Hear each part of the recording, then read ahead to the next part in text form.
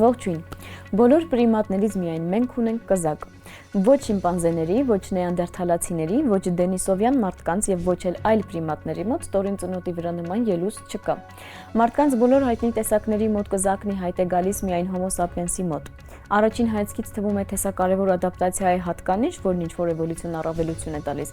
սակայն հետազոտությունները ցույց են տալիս, հնարավոր է, որ կզակն ընդհանրապես չունի ոչ մի հատուկ գործառույթ։ Մարդաբան Նորին ֆոն Կրամոն-Տաուբադելը գործընկերների հետ առաջարկում է մարդկային կզակը դիտարկել որպես այսպես կոչված սպանդրել էվոլյուցիայի կողմնակի արդյունք։ Տերմինն ինքնին շրջանառության մեջ է դրել էվոլյուցիոն կենսաբան Սթիվեն Ջեյ Գուլդը, փոխարելով այն ճարտարապետությունից։ Գուլդը պատմում էր Սան Մարկոյի տաճարի բազիլիկի գմբեթը պահող կամարների միջև առաջացող եռանկյունաձև տարածությունների մասին, որոնք ոչ ոք հատուկ չի նախագծել։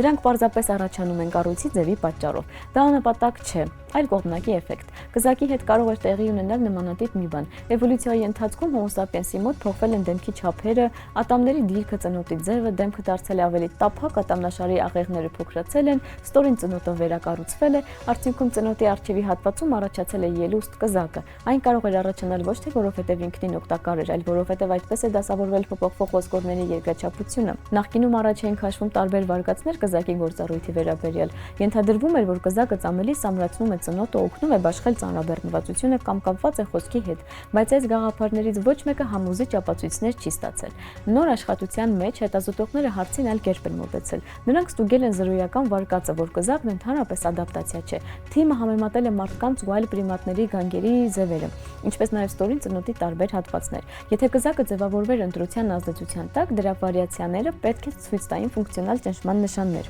Սակայն հենց կզակային շրջանն է ամենից լավ համապատասխանում պատահական փոփոխության մոդելին, որն առաջանում է որպես ամբողջ ծնոտի վերակառուցման կողմնակի էֆեկտ։ Սա կարևոր եզրահանգում է, քանի որ հիշեցնում է մարմնի ոչ յուրաքանչյուր առանձնահատկություն է օգտակար։ Էվոլյուցիան չի աշխատում որպես ինժեներ, որը յուրաքանչյուր դետալ ստեղծում է որոշակի նպատակով։ Հաճախ փոփոխությունները տեղի են ունենում միաժամանակ օրգանիզմի մի քանի մասերում եւ որոշ ստրուկտուրաներ ի հայտ են գալիս պարզապես այն պատճառով, որ փոխվել են մյուսները։ Այս առումով կզակը կարելի է համեմատել աստիճանների տակի տարածքի հետ։ Այն ոչ ոք հատուկ չի պլանավորել, բայց այն առաջանում է ինքնաբերաբար, եթե կառուցվում է բուն աստիճանը։ Ճիշտ նույն կերպ կզակը կարող էր հայտնվել, երբ փոխվում էին Homo sapiens-ի դեմքը, ատամներն ու ծնոտը, եւ այն պարզապես այդ փոփոխությունների երկրաչափական հետևանք է։ Ստացվում է հետաքրքիր պատկեր. մարդկային դեմքի ամենաճանաչելի առանձնահատկություններից մեկը հավանաբար ոչ մի առավելություն չի տալիս, այն պարզապես հայտնվել է ու մնացել։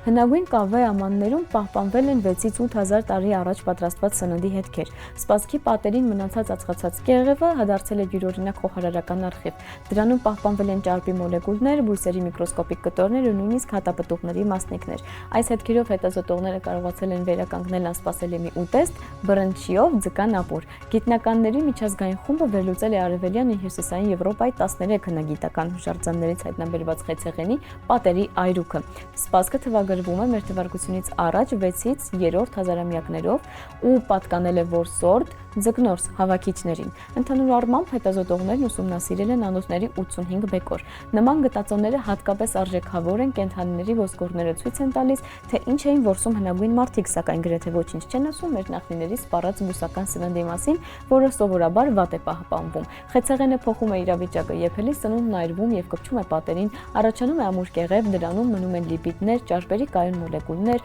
ինչպես նաև բույսերի միկրոսկոպիկ մնացորդներ, որոնք կարելի է տեսնել մանրադիտակով կամ ճանաչել քիմիական կառուցվածքով։ Ըստ էության գիտնականները վերլուծում են ոչ թե բուն սնունդը, այլ դրա թողած հետքը, որը պահպանվում է անոթի մակերեսին։ 85 նմուշներից 58-ում հետազոտողները հայտնաբերել են բույսերի հետքեր։ Քիմիական վերլուծությունը ցույց է տվել, որ շատ ամաններում պատրաստել են ուտեստներ քաղցրահամ ջրերում բնակվող ձկներից։ Հատկապես հետաքրքիր արդյունքներ են ստացել հյուսիսային շրջանների Վերին Վոլգայի եւ Բալտիկայի համար։ Այնտեղ ձկան ապուրին ավելացրել են սովորական բրնչի հատապտուղները։ Այս հատապտուղներն ունեն բնորոշ դառնավուն համ, որը կարող է յուրահատուկ բույր հաղորդել ուտեստին։ Նման դեպքերից մեկը գրանցվել է Զամոստիե 2 բազմաշերտ հնագիտական կայանատեղիում։ Այստեղից հայտնաբերված խեցեղենի այրուքում գտել են բրնչի միկրոսկոպիկ մնացորդներ ձկան յուղի հետքերի հետ միասին։ Սա թույլ է տալիս ենթադրել, որ հատապտուղներն ավելացրել են անմիջապես եփելու ընթացքում։ Ավելի հարավային շրջաններում ճաշատեսակների բաղադրությունը փոքրինչ տարբերվել է։ Վերին Դոնի շրջանում, որտեղ մարդիկ ապրել են մոտավորապես ընդհանրապես մեր թվարկությունից առաջ 5800 եւ 4300 թվականների միջև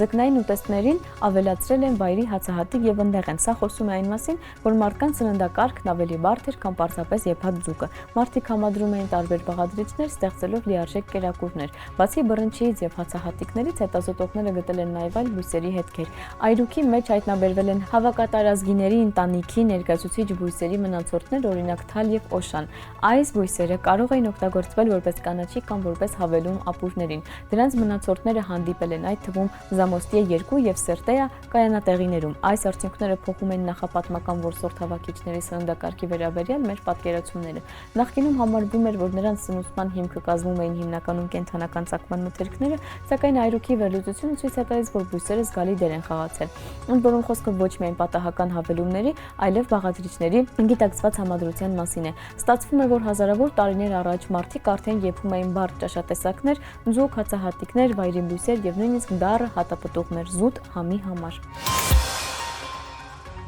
Նա հեղաշրջեց ֆիզիկան աշխատելով որպես գրագիր պատենտային բյուրոյում։ 1905 թվականին Ալբերտ Էյնշտեյնը հրապարակեց միանգամից մի քանի հոդված, որոնք փոխեցին մեր պատկերացումները ժամանակի լույսի եւ իրականության բուն ստրուկտուրայի մասին։ Նա ցույց տվեց, որ ժամանակը կարող է տարբեր կերպ ընթանալ տարբեր դիտորդների համար։ Զանգվածը կապված է էներգիայի հետ, իսկ լույսն իրեն դրսևորում է որպես մասնիկների հոսք։ Հենց այդ ժամանակ հայտնվեց հռչակավոր բանաձևը, որը դարձավ գիտության խորհրդանիշ՝ Են հավասար է mc քառակուսի։ Այն նշանակում է, որ զանգվածն ընդհանրեն էներգիայի ձևը, նույնիսկ նյութի չնչին քանակությունը պարունակում է էներգիայի ահռելի պաշար։ Ավելի ուշ Էյնշտեյնն էլ ավելի հեռուն գնաց։ Հարաբերականության ընդհանուր տեսության մեջ նա առաջ քաշեց անսպասելի գաղափար՝ գրավիտացիան ոչ թե ուժ է, այլ տարածություն ժամանակի կորացում։ Զանգվածն ասես ճկում է տիեզերքի գործվածքն ու մարմինները շարժվում են այդ կորություններով։ Տասնամյակներ անց դա հաստատվեց գրավիտացիոն ալիքների ու սև խոռոչների դիտարկումներով։ Հետաքրքիր է, որ ինքը Էյնշտեյնը թերահավատորեն էր վերաբերվում քվանտային մեխանիկային, չնայած օգնել էր այն ստեղծել։